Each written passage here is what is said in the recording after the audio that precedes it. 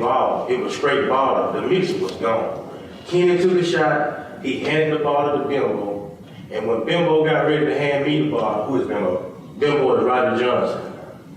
When Bimbo got ready to hand me the bottle, Kenny wanted to fuck tussle over the bottle. It was like a tug of war. I'm looking like, though he let it go, I kind of like slipped back a little bit. And I'm like, bro, I bought this bottle for real.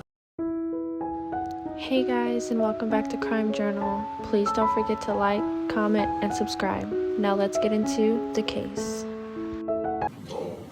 I'm saying, hey, when I say that, man, this man gonna tell me, he said, man, all that. Nobody about you. You back here with the killers. We'll take your shit, nigga. That's exactly what he said. I don't think I can tell him to just turn himself in. Can't run, can't hide. You know, we got pictures of the dude going to the club with her, hanging with her. You know what I'm saying? My mama used to braid his hair. You know what I'm saying? That's how we met him. Torrance Menifee would be a foreman at a construction company in Opelika, Alabama, where he resided, though he frequently visited the Columbus, Georgia home of Holloway's mother, Ruby D. Cobb, who used to braid his hair for him. He got off of work around 2 p.m. on June 18, 2016, having about $1,000 cash after just getting paid, he said. When he got to the Cobb home, he would find Kenneth Holloway, Roderick Johnson, and Tremel Cobb and others drinking in the backyard. They would leave to go to a liquor store in Menifee's car to buy a bottle of Hennessy. Menifee would pay $50 while the others chipped in the rest. They would arrive back at the Cobb's house, and from there, Menifee, Holloway, and Johnson would leave to attend a girls' party on 17th Street. Menifee had not eaten that day and did not want to start drinking until he ate. The party host did not know Menifee and said she was not providing him food. He would leave with the bottle to go get food from McDonald's.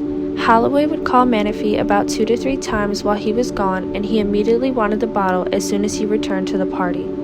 Holloway would grab the bottle from the front seat of my car and walk away talking crazy, Menifee said. That's when Menifee learned that Holloway was upset and was talking about him to other relatives. They had been discussing me the whole time I was gone, said Menifee.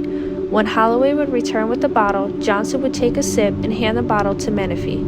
But Holloway would try to grab it and would get very aggressive, loud, and violent. There was a tug-of-war over the bottle, Menifee said.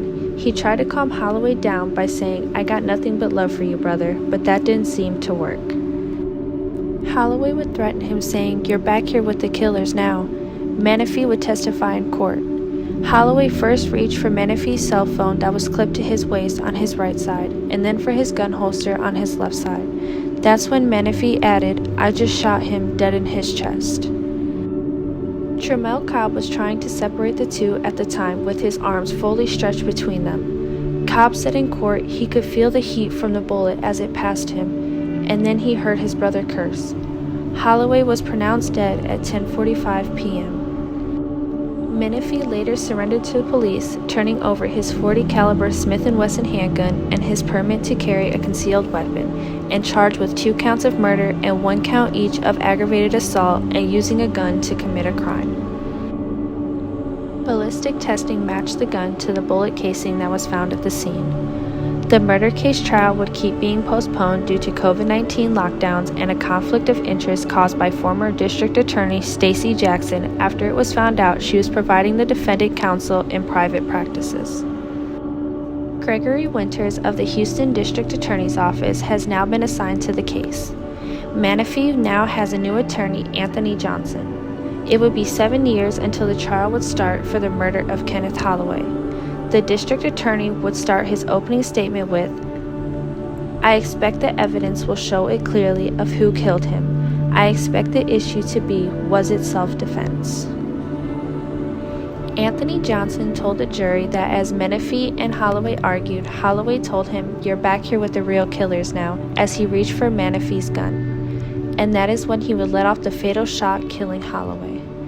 Johnson would also say, We have the God-given right of self-defense, in his opening statement, adding, Sometimes you have to take a life to save one. Johnson would file a motion asking Judge Bobby Peters to find the defendant was immune from prosecution under Georgia Stand Your Ground law on self-defense.